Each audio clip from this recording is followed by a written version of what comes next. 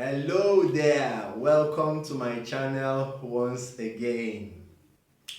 In the past few weeks, we've been talking about Abacus mental maths, but with particular reference to the use of our fingers. We learned how to count using our fingers from 0 to 99.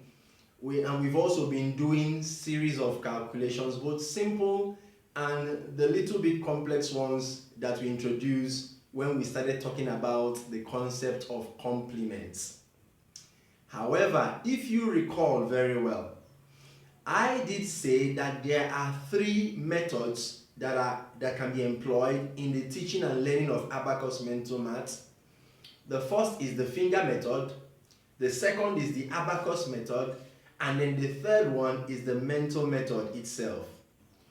And there is no way you can say you are doing Abacus mental math without talking about the Abacus and putting it to use.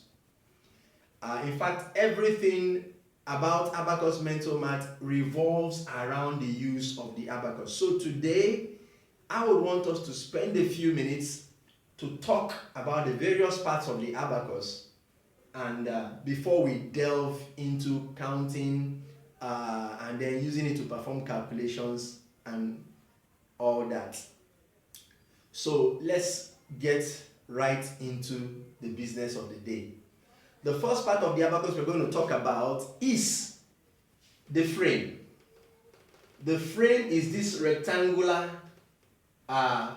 encasement. This rectangular encasement, that holds the various components, both the beads, the columns, the answer line. You understand?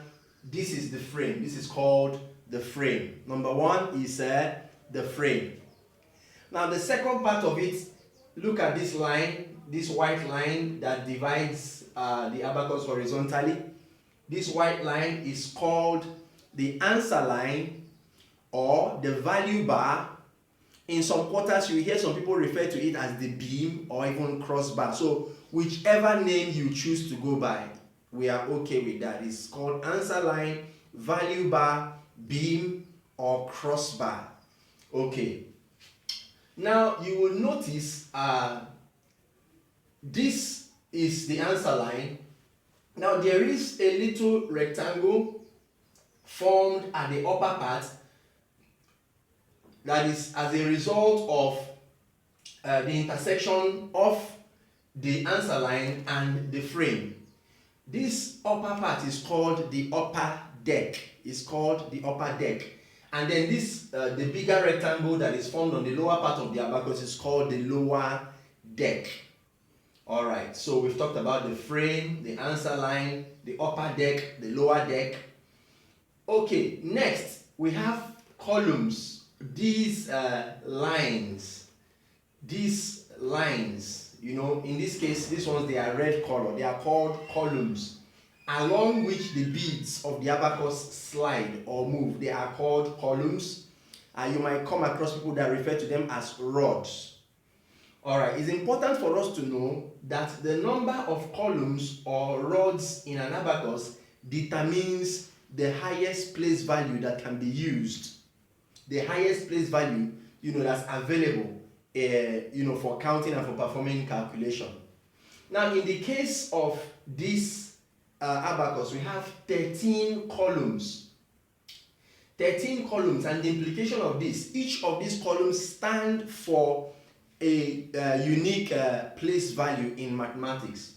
So this is our units, these are our tens, this is 100, this is 1,000, this is tens of thousand, this is hundred of thousand, this is a million, tens of million, hundreds of million, this is billion, we have tens of billion, hundreds of billion, and this is trillion. So the implication of 13 columns in this Abacus is that we can do calculations, we can count up to a trillion, in fact up to 9 trillion plus. We can count up to 9 trillion, thereabouts. Okay. Another thing that we should note is that the beads in the lower deck, they are counted as ones. They are counted as ones. So this is 1, 2, this is 3, this is 4. Okay.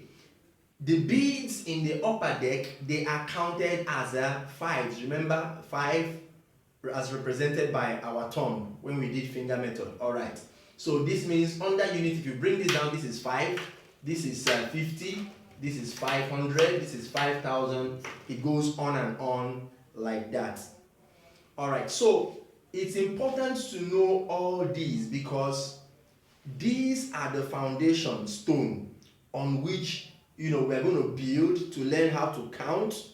These are the foundation stone on which we're going to build to learn also how to use the abacus to perform calculations. So in this video, what we have succeeded in learning is just the various parts of the abacus, you understand, its properties. So in the next video, we're going to talk extensively about how to use it to count. So thank you so much for your time. I'll see you in the next video. Ciao.